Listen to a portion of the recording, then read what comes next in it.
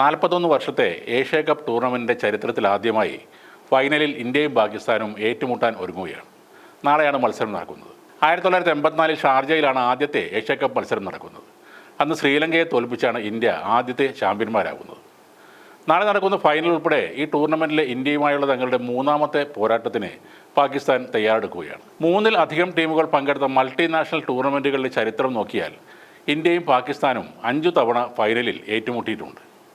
ഈ 5 ഫൈനലുകളിൽ 3 തവണയും പാകിസ്ഥാൻ ഇന്ത്യയെ മറികടന്ന് വിജയം നേടിയിരുന്നു. ഇരു ടീമുകളും ആദ്യമായി ഒരു ടൂർണമെൻറ്റ് ഫൈനലിൽ കളിക്കുന്നത് 1985-ലെ വേൾഡ് ചാമ്പ്യൻഷിപ്പ് ഓഫ് ക്രിക്കറ്റിൻ്റെ ഫൈനലിലാണ്. അന്ന് 8 വിക്കറ്റിന് ഇന്ത്യയാണ് വിജയിച്ചത്. അതേസമയം അവസാനമായി ഒരു ഫൈനലിൽ ഈ ടീമുകൾ ഏറ്റുമുട്ടിയത് 2017-ലെ ചാമ്പ്യൻസ് ട്രോഫിയിലാണ്. അന്ന് 150 റൺസിന് ഇന്ത്യയെ ഞെട്ടിച്ചുകൊണ്ട് പാകിസ്ഥാൻ വിജയം സ്വന്തമാക്കിയിരുന്നു. ഏറെ മാനസിക പിരിമുറുക്കമുള്ള അന്തരീക്ഷത്തിലാണ് ഇത്തവണ ഇന്ത്യ പാകിസ്ഥാൻ മത്സരങ്ങൾ അരങ്ങേറിയത്. സ്പോർട്സ്മാൻ സ്പിരിറ്റിനേക്കാൾ രാജ്യസ്നേഹത്തിനാണ് മുൻതൂക്കമെന്ന് പറഞ്ഞ ക്യാപ്റ്റൻ സൂര്യകുമാർ യാദവ് പാകിസ്ഥാൻ കളിക്കാർക്ക് ഹസ്തദാനം നൽകാനും തയ്യാറായിരുന്നില്ല.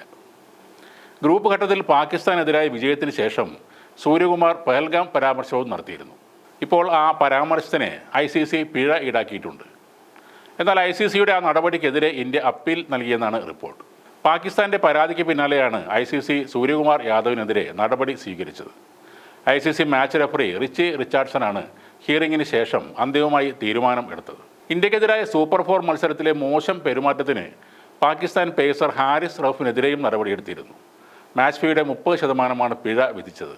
സഹതാരം സാഹിബ് സാദ ഫർഹാനെ ICC വാക്കാലുള്ള മുന്നറിയിപ്പ് നൽകി. ഏഷ്യ കപ്പിൻ്റെ ചരിത്രത്തിൽ ആദ്യമായി ഇന്ത്യയും പാകിസ്ഥാനും ഫൈനലിൽ ഏറ്റുമുട്ടുമ്പോഴും പാകിസ്ഥാൻ ക്യാമ്പിൽ നിന്നും വെല്ലുവിളികൾ ഉയരുന്നുണ്ട്.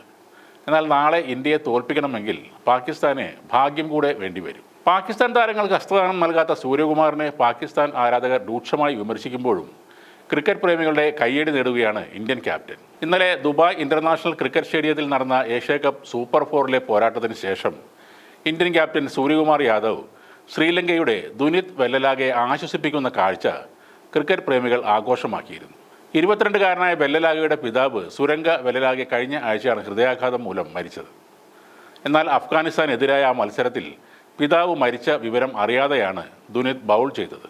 തൻ്റെ ആദ്യ 3 ഓവറിൽ 17 റൺസ് മാത്രം വഴങ്ങി നല്ല പ്രകടനം നടത്തിയ താരത്തെ ഇന്നിംഗ്സിലെ അവസാന ഓവറിൽ അഫ്ഗാൻ താരം മുഹമ്മദ് നബി തുടർച്ചയായി 5 സിക്സർ അടക്കം 32 റൺസ് അടിച്ചിരുന്നു. ആ മത്സരം കഴിഞ്ഞ ശേഷമാണ് ഈ കാര്യം ദുനിത്തിനെ അറിയിക്കുന്നത്.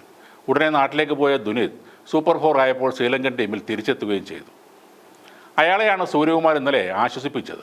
ഓരോ കളിക്കാരൻ മാനസികമായി തകർന്നു നിൽക്കുമ്പോൾ ഇതുപോലെ കൂടെ ചേർത്ത് നിർത്തി കുറച്ചു നേരം സംസാരിച്ചാൽ അയാൾക്ക് ലഭിക്കുന്ന ആശ്വാസം ചെറുതല്ല. ഗ്രൗണ്ടിലെ വാശിയും വീറുമെല്ലാം ആ മത്സരം കഴിയുന്നതിനൊപ്പം അവസാനിക്കണം. ക്രിക്കറ്റിനെ കൂടുതൽ മനോഹരമാക്കുന്നത് ഇതുപോലുള്ള മനോഹരമായ ദൃശ്യങ്ങളാണ്. അന്താരാഷ്ട്ര ക്രിക്കറ്റിൽ ഏറ്റവും കൂടുതൽ സൗഹൃദങ്ങൾ കാത്തു സൂക്ഷിക്കുന്നതും ടീം ഇന്ത്യ തന്നെയാണ്.